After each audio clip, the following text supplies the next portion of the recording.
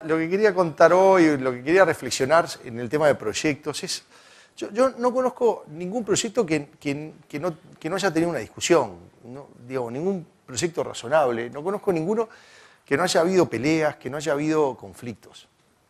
El punto es, ¿está bien o está mal eso? ¿Está bien o está mal que pasen esas cosas? ¿No? Porque a veces tenemos una idea idílica de cómo tienen que ser las cosas, pero después en la práctica pasan de forma totalmente diferentes.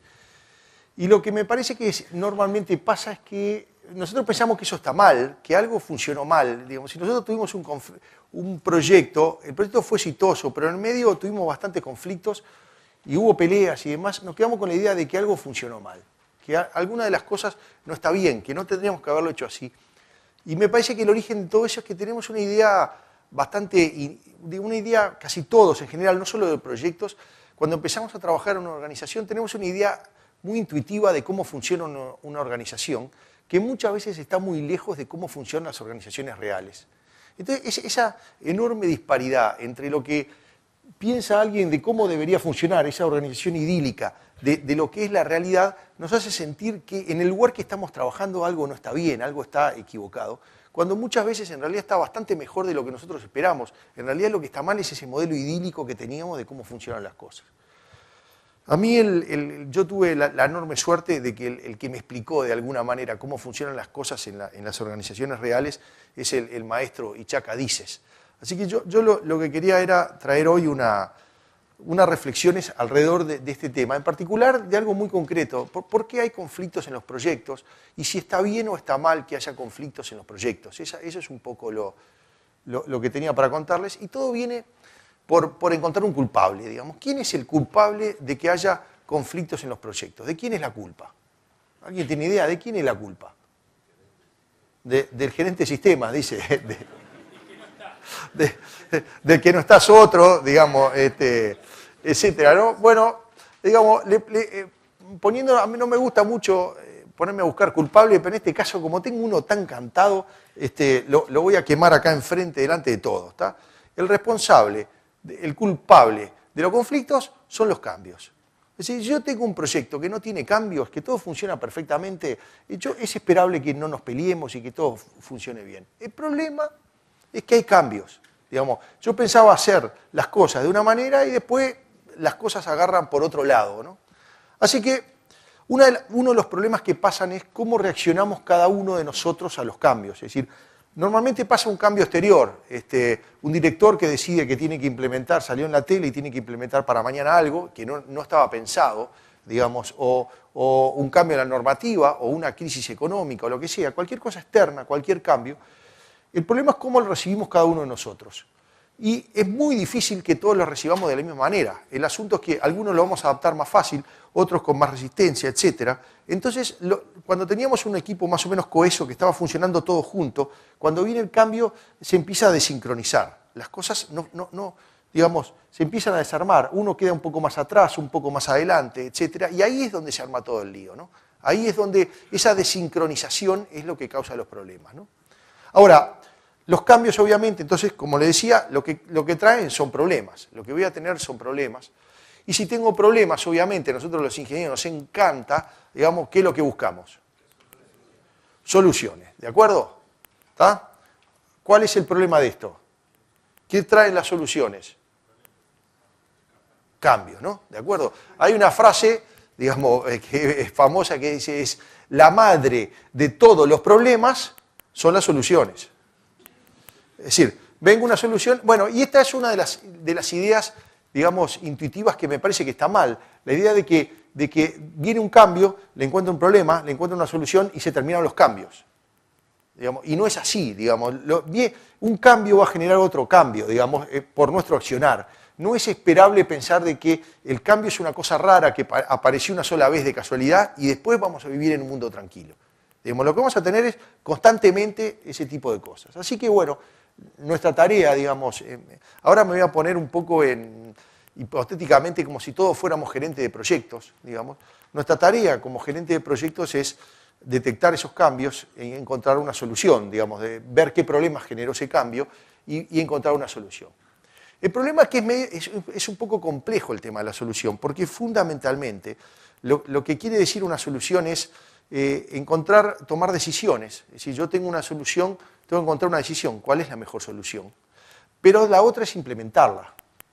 Digamos, en realidad y esa es una de las razones por la cual la tarea de ser gerente de proyecto, de lo que sea, es de las cosas más difíciles, porque yo necesito tener dos gorros, digamos. Necesito tener el gorro de decidir, de tomar una buena decisión, y necesito el gorro de implementar algo. Y las habilidades que necesito para una cosa y para otra son totalmente diferentes. Déjenme verlo un poco más. En última instancia, digo, un buen gerente de proyecto será alguien que consigue que todo su equipo tenga una buena calidad en la toma de decisiones y que además tenga una buena eficiencia en la implementación. Es decir, no vale tener una decisión muy buena que no puede ser implementada o a la inversa, tener una decisión muy mala pero que es implementada. Ninguna de las dos cosas, tenemos que juntar las dos cosas. El problema es que, como le decía, son cosas totalmente diferentes que incluso llevan tiempos diferentes. Es bastante más razonable que yo demore bastante en la toma de decisiones a los efectos de que una vez que sea una buena decisión pueda tener una buena implementación, que a la inversa, que es lo que muchas veces pasa, que es demoro muy poco, como tengo que terminar el proyecto, lo que hago muy rápido la toma de decisiones sale más o menos y después trato de resolver los problemas durante el momento de la implementación. Así que de alguna manera creo que vamos a conseguir una calidad gerencial si conseguimos lo que ahí se llama el largo camino corto. Es decir,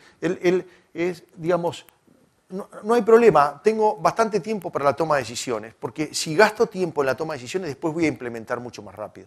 Entonces, el largo camino corto es mucho mejor que el corto camino largo, ¿no? Es decir, en el apuro de tener las cosas lo más rápidamente posible y cumplir con los cronogramas, tomo las decisiones de una calidad más o menos y después la implementación es una pesadilla. Así que, en el fondo, lo que yo necesito son dos cosas. Necesito, por un lado, ser un demócrata y por otro lado, ser un dictador. Es decir, como gerente, y esa es la enorme dificultad. En la toma de decisiones, lo más importante es ver la vista de todo el mundo, entender y tratar de buscar cuál es el punto de vista que tienen todas las personas dentro de un problema. Entonces, necesito ser un demócrata, necesito estar constantemente consultando y necesito estar constantemente escuchando qué es lo que dice la gente. Eso es en la toma de decisiones. Lo que pasa es que una vez que la toma de decisiones está bien hecha, digamos, y es de razonable calidad, lo que necesito es otra cosa, necesito ejecutar. Y en la ejecución lo que necesito es hacer las cosas, no estar volviendo otra vez para atrás consultando, a ver, me parece que habría que hacer esto o hacer lo otro y demás. Por eso es que es extremadamente difícil. Necesito ser a veces un demócrata y a veces un dictador. Eso es una cosa por la cual, digamos, gerentes de proyectos muy buenos son muy difíciles, porque necesitan hacer dos cosas mutuamente excluyentes en determinados momentos diferentes, ¿no? Bueno, vamos a ver un poco sobre el tema de decidir, digamos, qué es lo que quiere decir decidir, ¿no? ¿Qué quiere decir una buena decisión? Entonces, una buena decisión quiere decir, a veces decíamos, bueno, esta es la decisión. Según dices, para que sea completa la decisión, tengo que responder por lo menos 4 cosas. ¿Qué es lo que vamos a hacer? ¿Cómo lo vamos a hacer? ¿Cuándo lo vamos a hacer? ¿Y quién lo va a hacer? Hay una sobrevolando que es el para qué, es el por qué. ¿Por qué estamos haciendo esto o para qué lo estamos haciendo? Una de las cosas a mí en la práctica me resulta mucho más práctico preguntarme el para qué que el por qué. Me parece que el por qué genera más filosofía y me parece que para qué me genera hechos más concretos. Trato de preguntar mucho más el para qué estoy haciendo esto de por qué lo estoy haciendo. Pero bueno, el asunto es que tengo que tratar de responder estos 4 puntos. Y ahí, digamos, uno de los insights interesantes es nosotros como personalidad tendemos a concentrarnos más en alguno de estos. Es muy difícil que nosotros, solo cada uno de nosotros, nos importen los 4 puntos los 4 vértices de este cuadrado de la misma forma. Entonces, naturalmente, y vaya a saber uno por qué, vamos a tender de ir a alguno de estos vértices. Entonces a alguien le va a interesar mucho más el qué es lo que tenemos que hacer, no me explique cómo. El otro, no me interesa qué es lo que estamos haciendo, pero quién va a participar del proyecto, y así sucesivamente. De hecho, digamos, es tan clara esta diferenciación que de alguna manera podemos decir que hay estilos gerenciales, hay estilos de personas en la medida de cómo nos acercamos a esos vértices del cuadrado. Podríamos decir, si me acerco al del qué, si yo estoy preocupado en la empresa, qué es lo que tengo que hacer, voy a decir que voy a atender un estilo de gerenciamiento productor. Si no estoy preocupado mucho en el qué, pero en el cómo estamos trabajando, voy a tender a ser un administrador. Si voy a atender al quién, soy el integrador. No me interesa qué es lo que se está haciendo ni cómo se está haciendo, pero me interesa quién lo está haciendo. Voy a ser un integrador. Y si me interesa el cuándo y sobre todo el para qué, voy a estar mucho más en el lado de emprendedor, digamos. Entonces, el punto es que para encontrar una buena solución, yo necesito tener por lo menos estos 4 puntos de vista. Si yo junto un equipo de 4 personas, pero los 4 son productores, entonces yo ya sé lo que va a pasar. Son tipos que se van a concentrar en el qué, pero no me van a decir ni cómo va a hacerlo, ni cuándo lo tenemos que hacer, ni quién lo tiene que hacer. A la inversa, si solo junto integradores, 4 integradores, lo que voy a conseguir es una cosa que nada más que le van a decir quién va a hacer eso, pero no tenemos ni idea de lo que hay que hacer. Así que en el fondo, para una buena toma de decisiones, yo necesito tener un equipo complementario, un equipo que se vaya orientando a cada uno de esos vértices y tengo que tener algún mecanismo que nos consigamos comunicar. Porque podría decir, la mejor forma de tomar decisiones son 4 personas. Es decir, pongo a cada una de estas 4 personas con perfil diferente en cada uno de los vértices del cuadrado y tomo la mejor solución. Lo cual no siempre funciona así porque es probable que no se comuniquen. Así que lo que necesito es tener un mecanismo de que esas personas con estilos diferentes se puedan comunicar. Así que lo que voy a tener es un equipo complementario. Si yo quiero tomar buenas decisiones, necesito tener un equipo complementario. La diversidad de estilos personales en una organización y en un proyecto es absolutamente fundamental. Si no la tengo, lo que voy a tener es malas decisiones. Punto. El problema de eso es que lo que voy a tener, al tener diferentes estilos de personas, voy a tener un conflicto. Nos vamos a pelear y vamos a tener conflictos y vamos a tener discusiones simplemente por una sola razón, porque somos diferentes, porque tenemos estilos diferentes. Entonces, ahí empiezan las cosas como el tipo, este fulano siempre, yo veo el árbol y este siempre ve las hojas, o este es un loco, siempre está a 10.000 metros de altura, pero no sabe lo que tenemos que implementar, o este lo único que se está preocupando cuando tenemos que hacer las cosas, pero no tiene ni idea quién la puede hacer, tenemos esto, pero nadie dijo cómo lo vamos a hacer, etcétera, etcétera. Entonces, lo que vamos a tener es, de alguna manera, la primera fuente de conflictos que tenemos en el proceso gerencial, que son lo que vamos a llamar de conflicto de estilo, ¿no? Esos conflictos, Adices dice que pueden ser destructivos o constructivos. Conflicto es una cosa desagradable, es decir, no me voy a poner acá a decir todos los proyectos tienen conflictos y eso es una cosa que está muy buena, ¿no? O que yo la disfruto mucho, digamos. Un conflicto es una cosa desagradable que cada uno de alguna manera más o menos lo sufrimos. No digo que sea algo bueno, lo que digo es que sea algo necesario. Ahora, tenemos una oportunidad de hacer que el conflicto sea destructivo o que sea constructivo. Destructivo es en el sentido de que después que nos peleamos nos vamos con mala energía, digamos, nos vamos consumidos, digamos, nos vamos para casa y se queda más feo de trabajo que tuve. Constructivo es, bueno, digamos, tuve un conflicto, no es una cosa muy buena, pero el resultado final de lo que obtuve creo que va a ser bueno, creo que en última instancia para la organización va a servir. Si no hacemos nada, las cosas se van al destructivo, ¿no? Digamos, si no hacemos algo proactivo, las cosas se van, por eso está definido como una autopista. Si no hago nada, prágate, nos peleamos y nos quedamos todos calientes.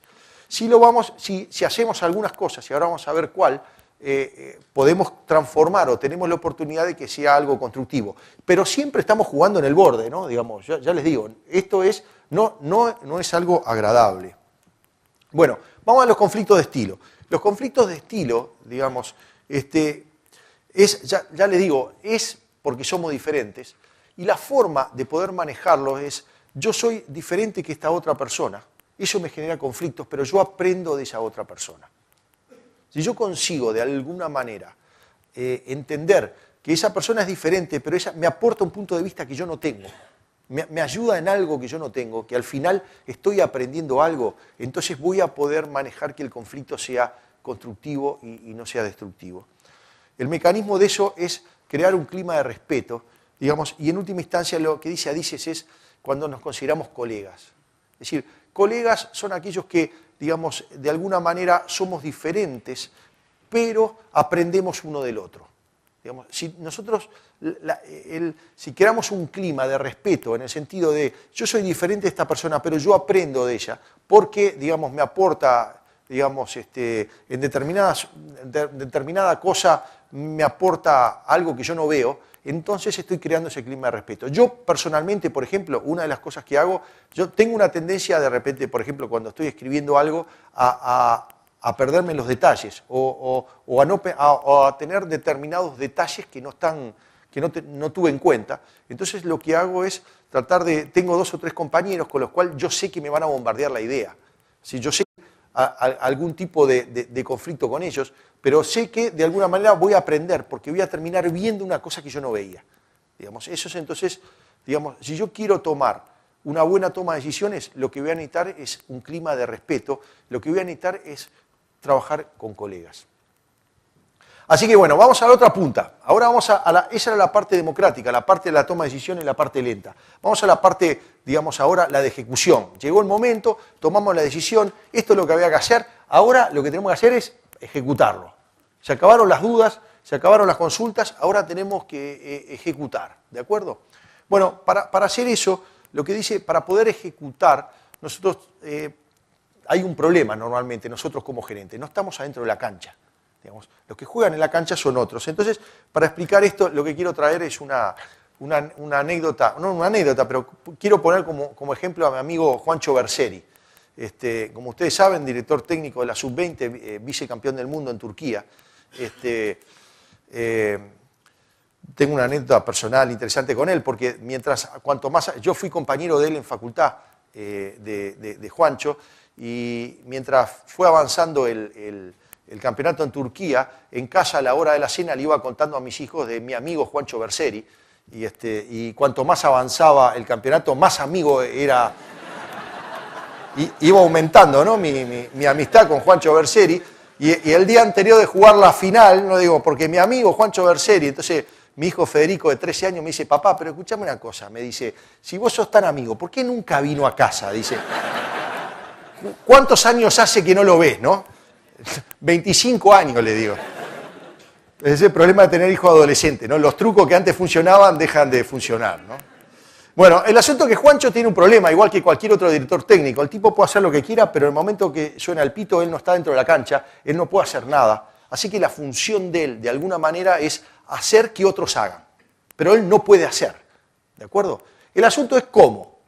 ¿Cómo hace Juancho, cualquier otro director técnico, para que otros hagan por él? Entonces, lo que dice Adices es, de alguna manera, tiene 3 formas de hacerlo, o tiene de alguna manera 3 fuerzas que puede hacer para que los demás hagan algo por mí. Que son o autoridad, o influencia, o poder. Vamos a verlo un poquito más. Digamos, vamos a ver qué quiere decir autoridad. Autoridad es el derecho legal de tomar determinadas decisiones. Es decir, de alguna manera alguien le dijo, usted fulano de tal tiene autoridad.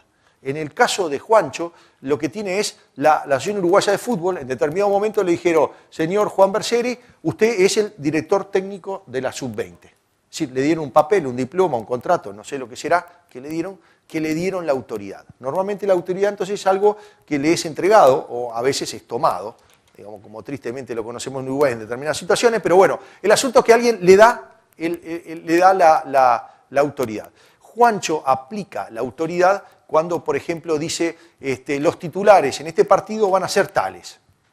Es decir, eso lo puede hacer porque él tiene la autoridad para tomar esa decisión. El que define es eso, es eso. Por eso muchas veces se dice, fulano de tal va a andar mal en este cuadro porque los directivos le están haciendo el cuadro. Es decir, lo que le están diciendo es no tiene autoridad. Si cuando viene el directivo y dice poneme a tal, o un contratista dice poneme a tal, que lo tengo casi vendido y cosas por el estilo, ahí es lo que perdió esa autoridad. Así que el primer punto que tiene es autoridad. El segundo, que es, digamos, es de las cosas que entendemos poco, digamos, que tenemos una idea intuitiva bastante mala, es el poder. Poder es la capacidad de penar o recompensar. Autoridad es aquella que me dieron el cargo, digamos. Poder es cuando yo estoy o recompensando o penando a alguien, ¿no? El caso típico de un director técnico cuando aplica poder es cuando hace un cambio, no un cambio estratégico, sino que lo saca porque el tipo estaba jugando mal. ¿Quién era el director técnico que aplica el poder constantemente?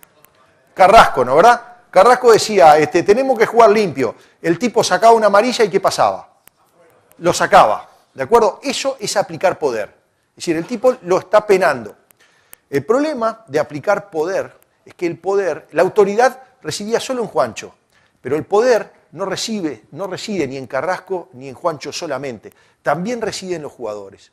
Entonces, de la misma manera de que Carrasco le puede aplicar poder a los subordinados, los jugadores le pueden aplicar poder a Carrasco.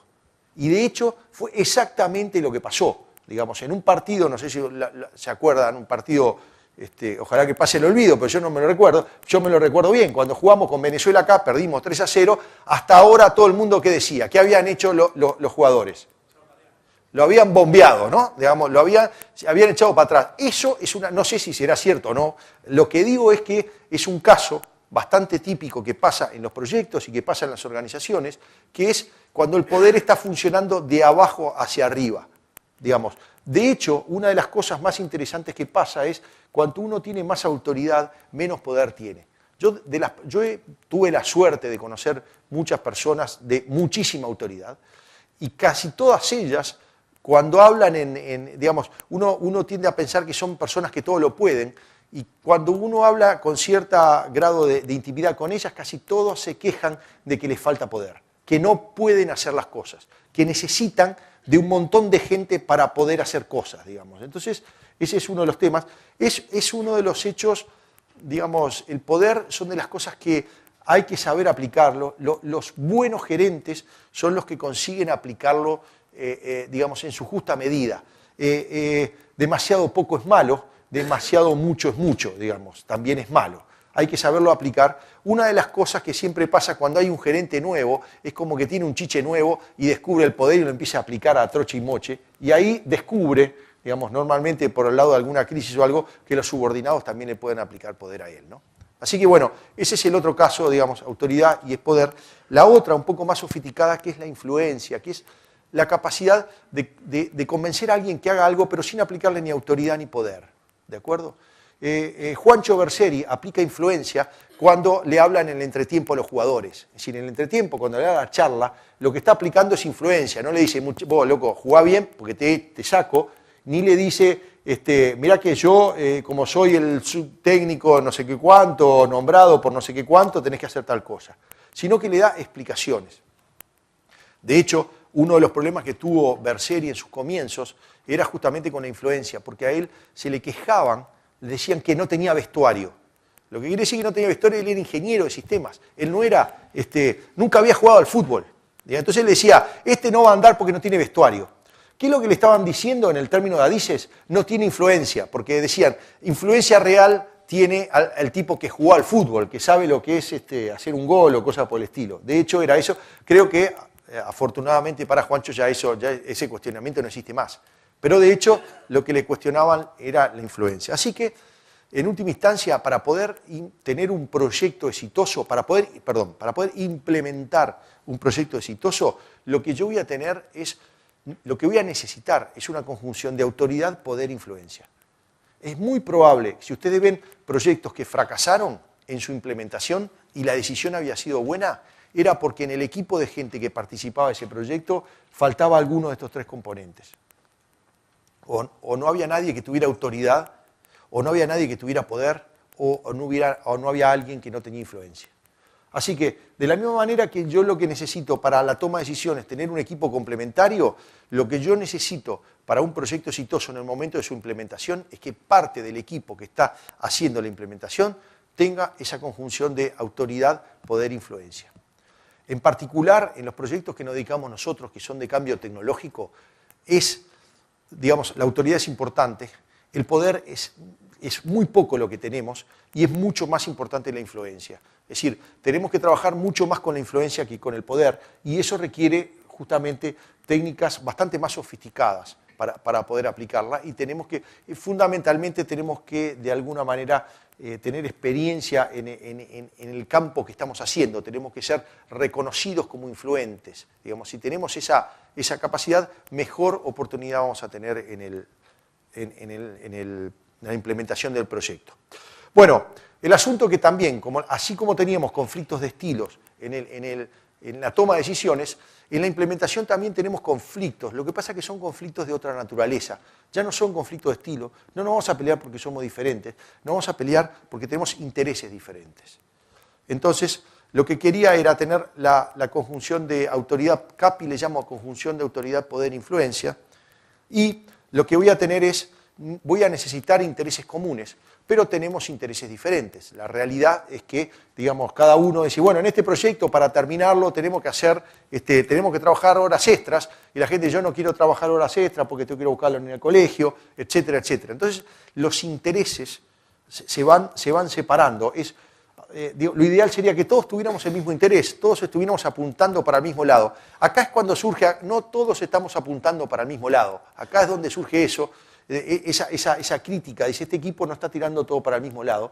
La realidad que en la práctica es casi imposible tirar todos para el mismo lado. Siempre, digamos, unos cuantos van a tirar y algunos cuantos vamos a tener, digamos, como si fueran flechas los intereses, nunca lo vamos a tener todos absolutamente alineados, ¿no? Así que vamos a tener intereses diferentes, eso va a generar un conflicto, ese conflicto le vamos a llamar un conflicto de interés, no un conflicto de estilo, es un conflicto de interés. Y la forma de resolverlo es, de alguna manera, compartir. En última instancia lo que quiero es crear confianza. Es decir, confianza en el sentido de que en el momento de la implementación no todos vamos a ganar en este momento, a veces me va a tocar perder, entonces tengo que tener confianza que si hoy perdí, mañana voy a ganar. Es decir, como las cosas no se dan siempre iguales, si yo tengo confianza de que hoy estoy del lado perdedor, pero en el futuro voy a estar del lado ganador, es decir, del lado mis intereses van a ser contemplados, entonces la cosa voy a poder manejarme. Cuando dejo de pensar, si hoy perdí, nunca más voy a ganar, entonces ahí es donde perdí. De alguna manera lo que necesito es crear ese clima de confianza. Ese clima de confianza normalmente se consigue compartiendo. Yo, de hecho, en la práctica creo que lo que se consigue es con gente peleando junto a batallas, ¿no? Es decir, por eso creo mucho en equipos pequeños que tienen bastante experiencia trabajando juntos, porque se generó ese marco de confianza, porque, digamos, pelearon batallas juntos. El pelear una batalla juntos y haberle ido bien genera ese espíritu de camaradería que ayuda a esto, ¿no? Entonces, lo que quiero es crear confianza. En última instancia, así como quería trabajar con colegas en la toma de decisiones, me gustaría poder trabajar con amigos en la implementación de los proyectos. Necesito colegas en la toma de decisiones, necesito amigos en la implementación del proyecto. Entonces, para lo que le quería contar y resumiendo hoy, en esta mini charla deportiva es, bueno, la tarea nuestra es bien sofisticada, porque tenemos que decidir y tenemos que implementar. Para una necesitamos un espíritu democrático y tenemos que escuchar a todo el mundo y un equipo complementario, y en la otra tenemos que tener un equipo que esté entrenado para implementar las cosas, no para tener dudas, sino para llevarlas adelante. Tenemos que ser, en uno es un demócrata y en otro es un dictador. En un momento uno y otro. De cualquier manera, vamos a tener conflictos. Si no los tuviéramos, si no hubiera conflictos, quiere decir que no estamos o tomando buenas decisiones o no estamos implementando nada. Así que los conflictos no son agradables, son desagradables, pero es parte de nuestro trabajo. Parte de nuestro trabajo es tener conflictos.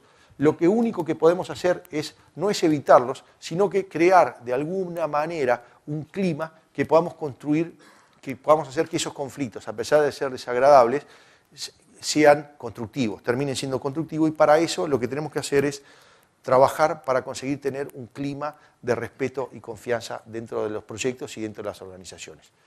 Muchas gracias.